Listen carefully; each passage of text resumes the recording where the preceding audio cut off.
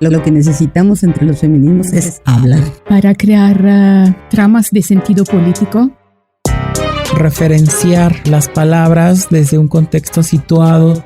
Porque finalmente las luchas, si no son colectivas, se convierten en exposiciones personales, ¿no? Reapropiarnos de eso, que finalmente son conceptos que vienen de la lucha de las calles. Que hay que partir de qué se pone al centro. Que rompa esa barrera contra el patriarcado, el machismo. El respeto mutuo entre todos los feminismos. Construir tu esperanto para poder comunicar. Aunar conceptos sobre cómo no entendemos todos, pues es complejo. Estamos viviendo una etapa de muchísimo malentendido. Yo he visto que cambia tanto el lenguaje. En el arte y en el feminismo. Necesitamos términos de debate. Espacios de diálogo donde podamos honrar los términos propios. Hablarlo desde la diferencia. Aún entre los feminismos hay una disputa por el sentido de las palabras. ¿Podría realmente haber un consenso en el lenguaje? Hola, les damos la bienvenida a Glosaria. Mi nombre es Lorena Wolfer, soy artista y activista cultural feminista y coordino Disidenta, Comunidad Práctica Social y Saberes Feministas, junto con Serrucha. Alzo la voz para que el suelo retiemble y nuestros ojos se incendien, para que mis palabras revienten como olas, para no caminar solas, porque de hoy en adelante si nos tocas a una, nos tocas a todas. La justicia en México es una aspiración, un objetivo casi imposible de alcanzar. Un informe de 2020 revela que el 94.8% de los delitos no ve una salida, ni una sentencia, un acuerdo entre las partes o una reparación del daño. Y muchos casos no llegan a juicio y se quedan varados en el archivo temporal. ¿Cómo podemos repensar la justicia o quizás mejor, las justicias desde los transfeminismos? Hoy nos acompañan Kenia Cuevas y Sayuri Herrera. Bienvenidas.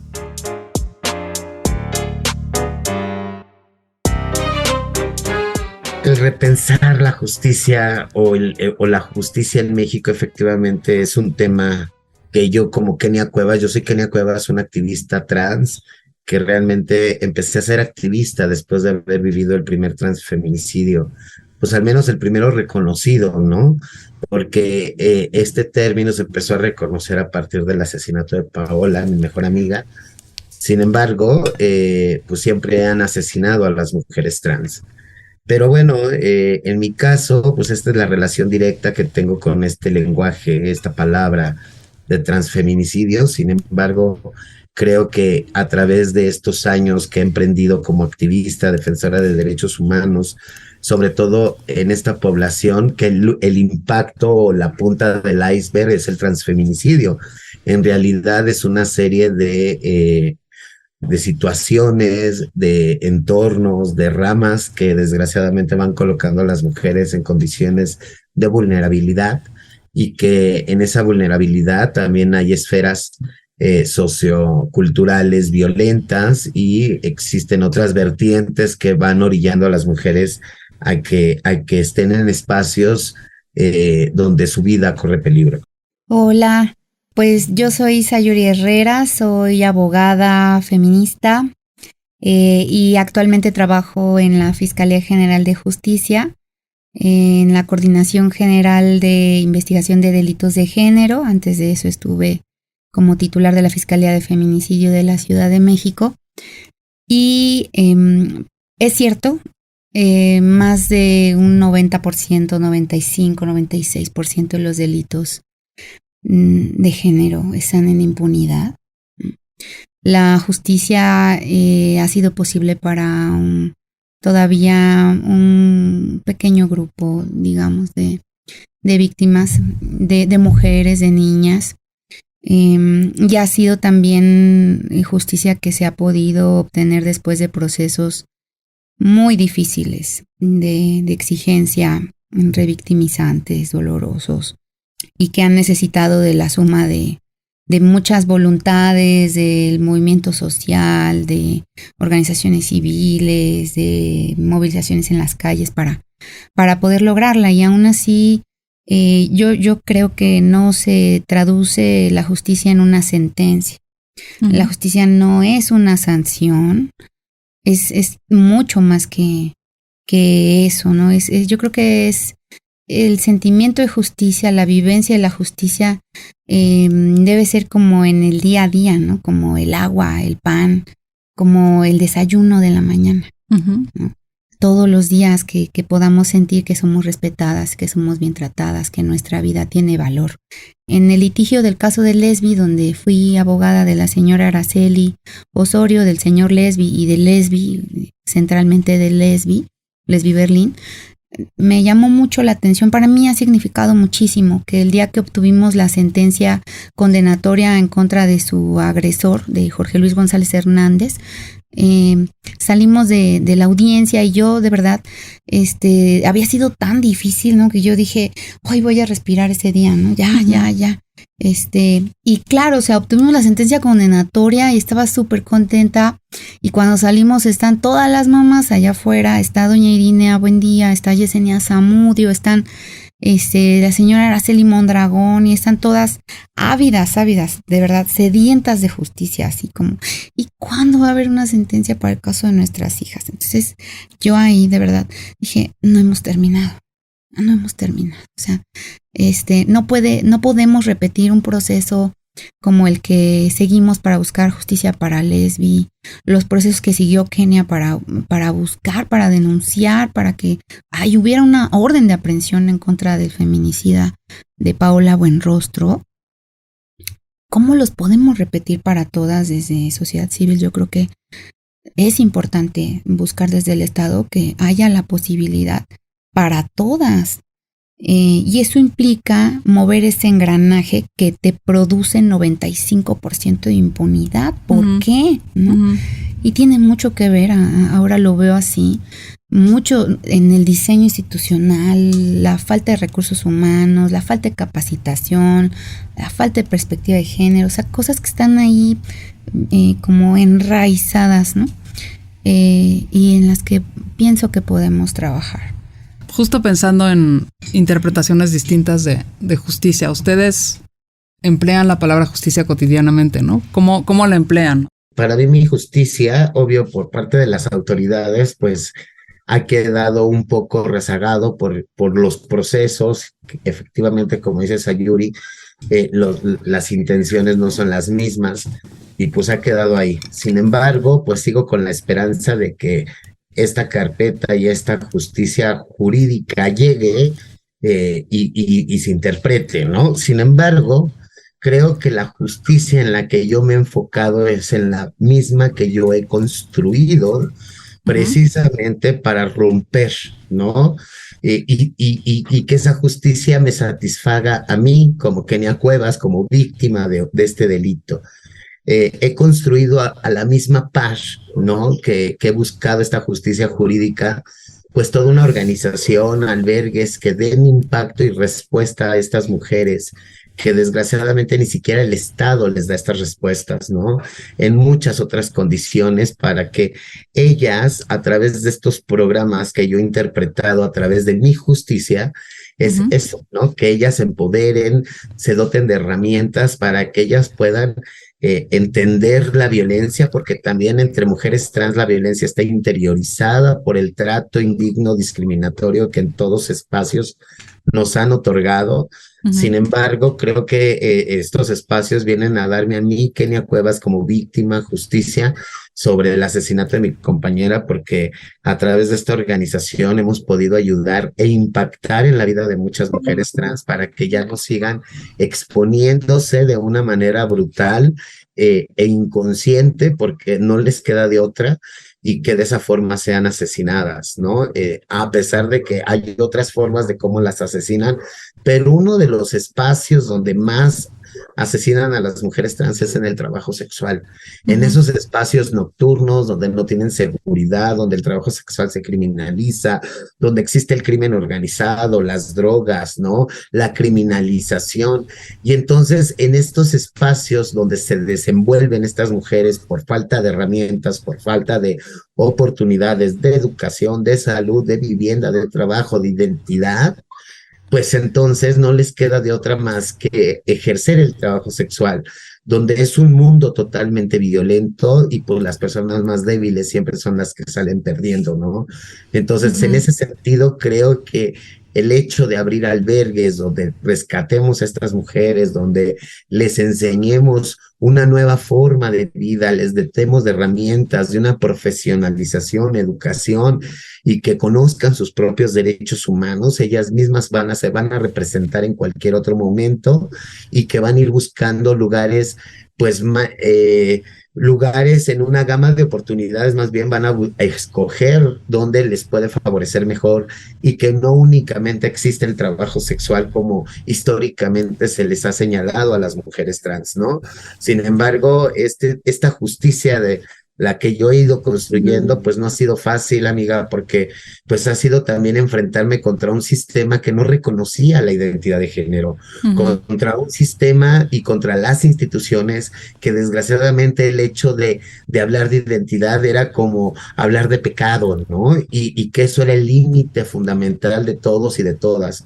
Sin embargo, el hecho de ir capacitando instituciones, el ir armando protocolos, donde también a través de la denuncia afirmativa hemos logrado cambios institucionales y gobernales, creo que con ello, pues también es parte de la justicia que yo he ido construyendo como una víctima más en este país, ¿no? Porque el Estado no me ha dado justicia, desgraciadamente, ¿no? En la reparación del daño. Qué fuerte, Kenia, hablar de mi justicia. Qué fuerte. Sí, qué poderosa también. Sí, yo creo que como Kenia, muchas mujeres construyen, hacen justicia, ¿no? No solo es que haya justicia del Estado, la fuente única de la que brota la justicia, ¿no? Sí, yo creo que no es así. Pues obviamente yo creo que de lo que estamos construyendo acá en la Fiscalía, sí es institucional, sí son precedentes de la sociedad que hemos construido, de la ficción jurídica del Estado, ¿no? Y de lo que, pero de lo que para ello también puede significar para todas las personas. A mí me mueve mucho, me movió mucho también hablar de justicia para todas, ¿no? De algo que podamos abrevar todas. Acá muchas mujeres acuden cuando deciden hablar, acuden a la Fiscalía. Y lo primero que ocurría, además de, por principio, de negar tu existencia, ¿no? Como lo que dice Kenia, cuando niegas la identidad de género, estás negando que la persona existe, ¿no? Entonces no existes, ¿no? Claro, si no existes, ¿cómo va a haber justicia para ti, no? Sí, ¿cómo va a tener valor tu palabra, no? Ajá, sí, no puede haberla, ¿no? Entonces, creo que es importante también considerar espacios donde podamos proteger a las familias, buscar que no sean revictimizadas en esa búsqueda. A mí me preocupa mucho sexuales, me preocupa mucho, es la Fiscalía de la que más quejas recibimos, ¿no? Que como comentabas en general, pues sí hay un índice de impunidad importante, pero especialmente donde llegan las mujeres y las niñas más vulneradas, traumatizadas, vivas, sobrevivientes además, ¿no? A un lugar en el que desde que tú llegas parece que no va a pasar nada, ¿no? Entonces nos hemos enfocado los esfuerzos pues en modificar eso, porque no todas, y sí me gustaría mucho eso. Yo veo que hay esa transformación que dice Kenia, de mujeres que comienzan a tener esa capacidad de agencia y de irse reparando también, y de decir yo voy a hacer justicia, ¿no? Pero no siempre de inicio se llega así, y llegan allí, ¿no? Llegan a esta institución. Y yo creo que también mucho de cómo nosotras respondamos ahí puede posibilitar o no que eso ocurra, ¿no? O que haya, por esa incapacidad de acompañar de pronto o de cuidar, pues hay mujeres que tienen también en esas situaciones, atentan contra su vida, porque están tristes, deprimidas, porque se sienten terriblemente, ¿no? Eso considero, y claro, no es algo que podamos hacer sin la participación de todas ellas, ¿no? Sin la participación de las organizaciones, de las instancias de supervisión internacional, de ONU Mujeres, de ONU UDH. Se necesita de muchos esfuerzos. ¿Cómo se entiende de manera distinta en un país como México la palabra justicia afuera de los círculos feministas y transfeministas? Creo que sí cambia. Fíjate que cuando una persona desgraciadamente no ha vivido o enfrentado un proceso, pocas veces se genera empatía, ¿no? Hacia otras realidades, ¿no? Entonces la mirada cambia definitivamente porque no todos, al escuchar un feminicidio, un transfeminicidio en México, nos impacta de la misma forma, ¿no? Yo cada vez que veo las noticias y escucho, ¿no? Que asesinan a una mujer, cual sea, sí se genera esa indignación, o al menos volteo a ver la pantalla porque es algo de mi interés y algo que no quiero que siga sucediendo. Sin embargo, yo he escuchado la misma noticia en espacios públicos donde me he dado cuenta que otras personas pues ni siquiera toman atención porque han también normalizado parte de la violencia, pero no les ha cruzado como tal de una manera diferenciada por el cual están ahí. Y efectivamente desde la justicia la podemos ver de otras formas y otras miradas, porque también está pues este emprendimiento de la justicia de agente de cambio. Sin embargo, viene desde la indignación por la falta de respuestas, pues de otras especialidades, ¿no? De otras estancias donde pues deberían de estar procurando justicia. Sí, como dice Sayuri, es un esfuerzo en conjunto de muchas personas, de muchas instituciones, pero también es momento de que el lenguaje cambie, las miradas cambien desde fuera de los feminismos y desde fuera de las víctimas, para que desde un ejercicio de empatía podamos generar un respeto y un acompañamiento integral, ¿no? Desde cualquier trinchera para poder apoyar en cualquier momento a cualquier víctima. Sí, yo creo que hay distintos entendimientos de lo que puede ser significar justicia.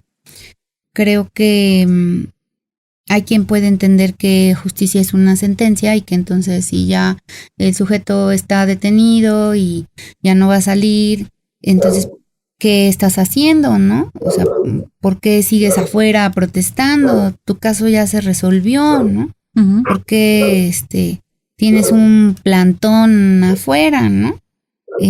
Como nos pasó en el caso del feminicidio de Susana Garrido, maestra, que sus alumnas fueron a manifestarse afuera de la fiscalía. Eso fue en junio de 2021, y me decía un ministerio público, ¿no? Estaba yo como fiscal. Dice, yo no entiendo por qué se están manifestando allá afuera, porque el sujeto está detenido, ya fue vinculado. ¿Por qué están afuera, no? Porque hicieron además su plantón y se quedaron toda la noche las estudiantes, ¿no? Yo le dije, pues es que Susana no está muerta. Tan fácil. Sí. O sea, ¿no? Entonces, ellas deberían estar en clase con su maestra.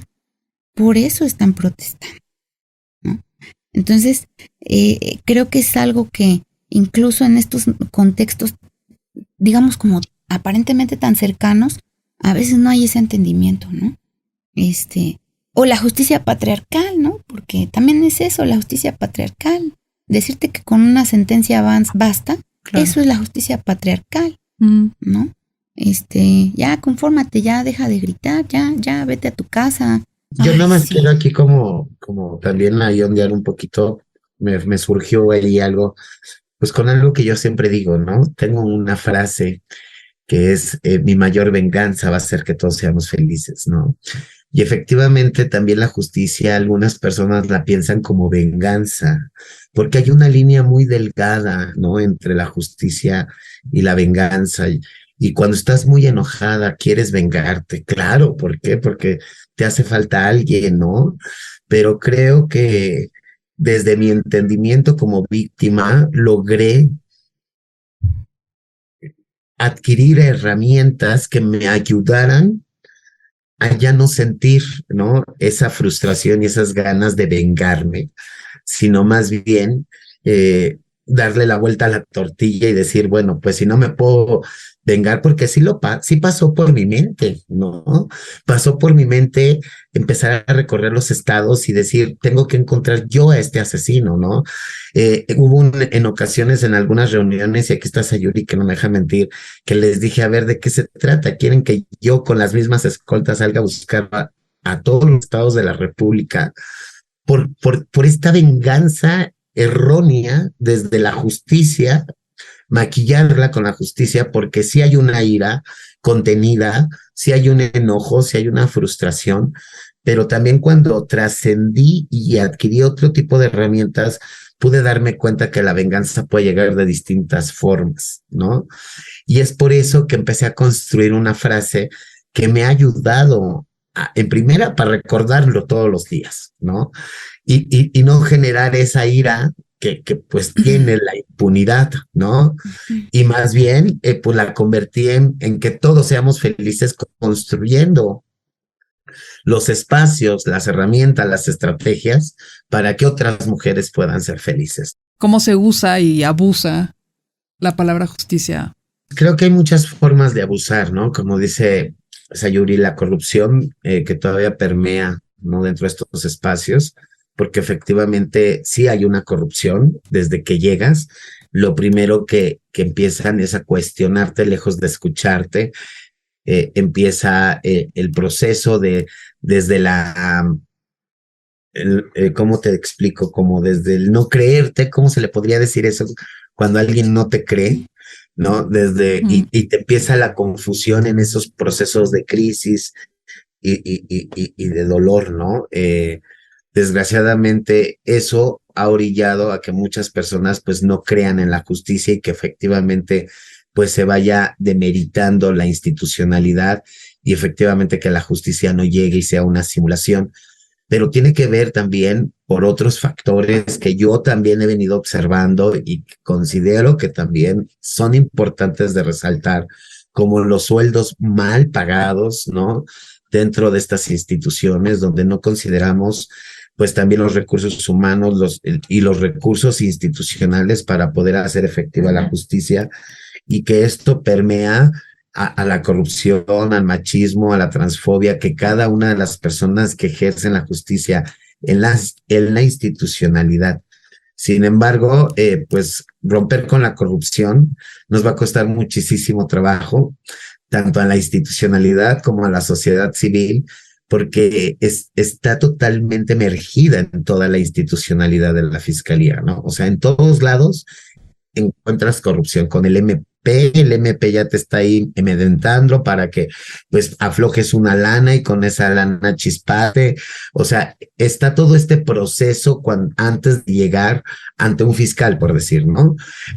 Ante una persona responsable de la misma institución, ¿no? Entonces, creo que esos procesos, y desde la ignorancia del pueblo, ¿no? Porque también cuando yo llegué al caso de Paola, pues yo no sabía leer ni escribir, yo no conocía de procedimientos, ni de leyes, ni de qué se tenía que hacer en estos casos, y entonces ahí es donde abusan de este momento de vida, y es donde empieza la corrupción y empieza toda esta dinámica que muchas de las veces hace que abandonen los procesos también, porque como víctimas, claro, pues también lo que te orillan es decir, ya estuvo, ya mejor quiero empezar de nuevo, quiero volver a hacer mi vida, quiero que esto no me quite el sueño, que no me quite mi economía, que no me quite todo mi esfuerzo, ¿no? O sea, también llega ese momento de decir, basta, toda esta corrupción me ha generado ir construyendo una justicia lateral, una justicia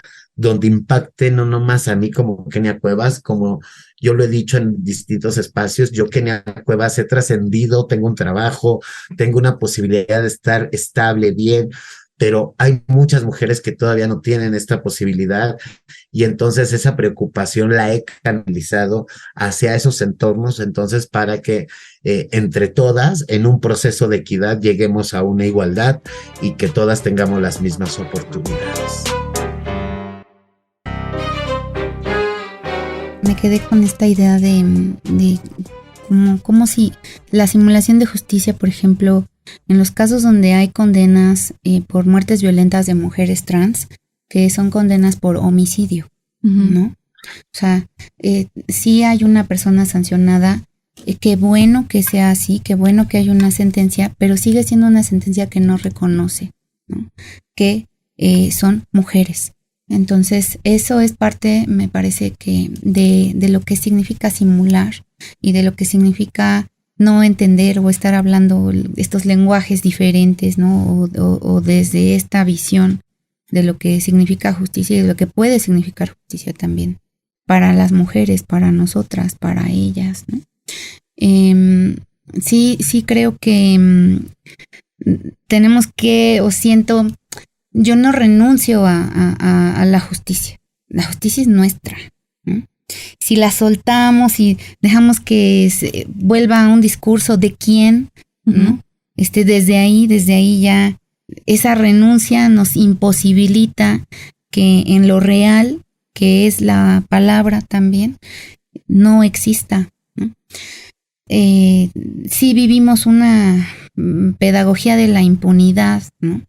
La gente no cree que pueda ser posible la justicia, pero no solamente las personas que son víctimas, también personas servidoras públicas tampoco creen posible la justicia, ¿no? O sea, y si tú estás en un lugar donde no crees lo que estás haciendo, no te la crees de que lo que estás haciendo importa y puede conducir a que esto cambie, ya de ahí es imposible, ¿no? Ajá, lograrlo. Creo que es eso, ¿no? Es esa pedagogía de la impunidad, que viene de la injusticia histórica, ¿no? De la injusticia en muchos casos, de la injusticia en Ayotzinapa, de la injusticia en 68, de la injusticia con las mujeres y las madres, ¿no? Con Marisela, ¿no? Escobedo. Ahí viene, ¿no? La pedagogía de la impunidad que nos dice renuncia. ¿Cómo hablamos de justicia en este país feminicida y transfeminicida?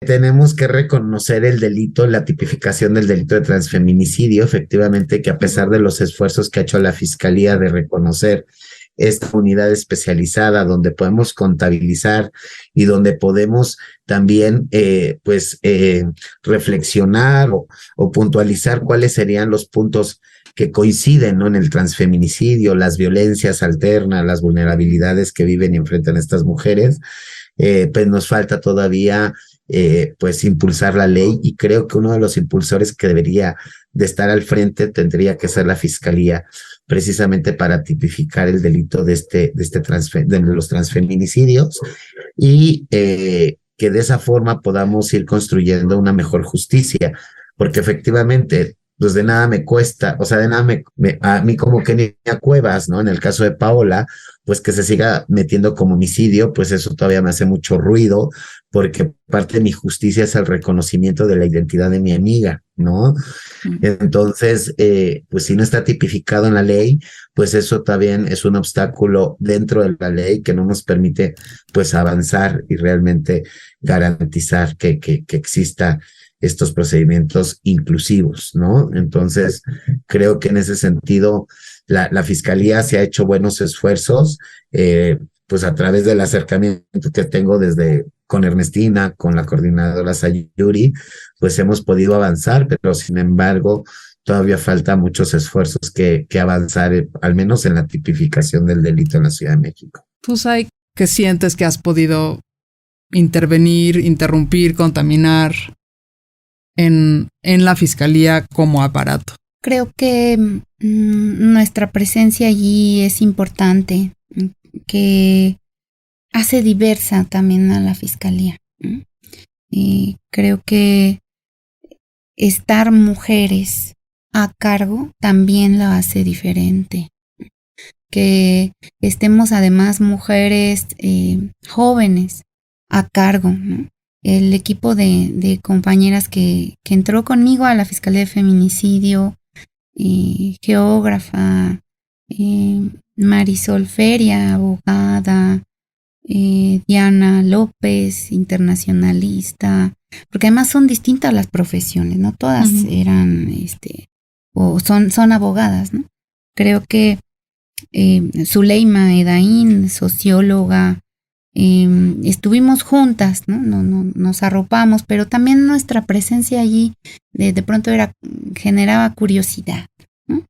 ¿Qué estamos haciendo? ¿Qué están haciendo las mujeres cuando se juntan? ¿No? ¿De qué hablan cuando se sientan juntas a pensar? ¿Qué miedo genera que estemos al frente? ¿No?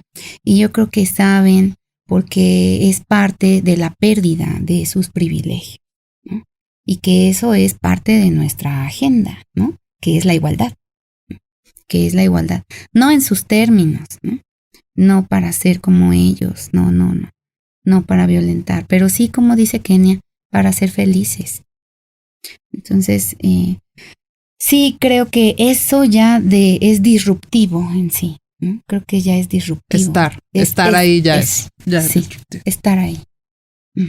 Bueno, pero estar y has hecho muchas cosas además. Claro, ¿no? Y hacer todo lo que, construir, que de pronto me decía comandante en feminicidios, ¿no? Me decía, no creíamos que, no, pues se decía, no se creía, ¿no? Que fuera a llegar tan lejos, ¿no? Que sí pudiera sostenerse, que sí pudiera lograr las vinculaciones, que sí organizara la fiscalía, ¿no? Fue una sorpresa también, ¿no?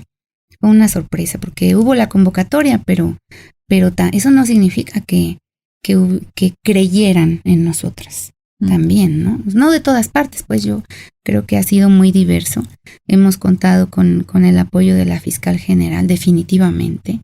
Yo creo que sin esa fuerza, sin esa posibilidad que generó en darnos ese beneficio de participar, o sea, del beneficio de la duda también, ¿no? De, vamos a ver, inténtenlo, ¿no? Creo que eso también ha sido muy importante. Y lo hicimos, ¿no? Por eso también fue posible ocupar la coordinación de delitos de género, ¿no? Donde ahora este equipo está allí conmigo y otras mujeres, ¿no? Fátima Alviso es una gran abogada feminista de San Luis Potosí, que forma parte de este equipo. Está lleno de mujeres la coordinación de género. Es una coordinación que surge también con la Fiscalía de Feminicidio, que se ha ido consolidando y que se ha ido nutriendo de mujeres. Había muchos hombres, ahorita no, ahorita son los menos, la verdad. Y no es discriminación, es que sabemos lo que hacemos. Somos muy buenas en lo que hacemos. Entonces, o sea, me refiero a que hay razones para que estemos ahí. No nos están haciendo un favor, ¿no? O sea, nosotras sabemos, tenemos los conocimientos y es importante que eso nos lo reconozcamos y se ha reconocido y nos ha permitido también actuar de manera conjunta pues en otras fiscalías, y yo espero que también pues a la larga una experiencia que pueda retomarse. Quiero un poco cerrar en una especie de así señalamiento, declaración de admiración profunda por el indispensable trabajo que las dos hacen. Les agradecemos enormemente haber estado con nosotras en Glosaria, y por supuesto a quienes nos escuchan y se interesan en deconstruir este lenguaje que nos afecta y nos define y nos conduce a nociones de justicia. Gracias por habernos acompañado en este episodio de Glosaria, investigando qué es la justicia en México y cómo podemos encontrar otras formas de implementarla, cómo podemos también exigirle al Estado que la haga una realidad. Les esperamos en el próximo episodio de Glosaria para hablar de práctica social con Serrucha. Hasta luego. Nos van a recordar. A todas y cada una de nosotras. ¿Cuál es el lenguaje de los transfeminismos? ¿Qué palabras empleamos para mirarnos, reconocernos, nombrarnos, a nosotros y a nuestras luchas, ideas y posicionamientos? Glosaria es una serie ideada por Serrucha y Lorena Wolfer desde Disidenta, Comunidad de Práctica Social y Saberes Feministas. Claudia Arechiga es nuestra coordinadora de invitades, Elvira Lisiaga nuestra asesora y guía de cabecera, y Yuruen Lerma, nuestra editora feminista conceptual. La música que acompaña a Glosaria es Alzo la Voz, de La Cuervo. Glosaria fue grabado entre abril y mayo de 2023, en el estudio Bandy Media, en la Ciudad de México. La producción estuvo a cargo de Jerónimo Quintero y Yolitzin Murillo, y la edición a cargo de Uriel Islas. Nuestro sitio es www.disidenta.com y estamos como disidenta-com.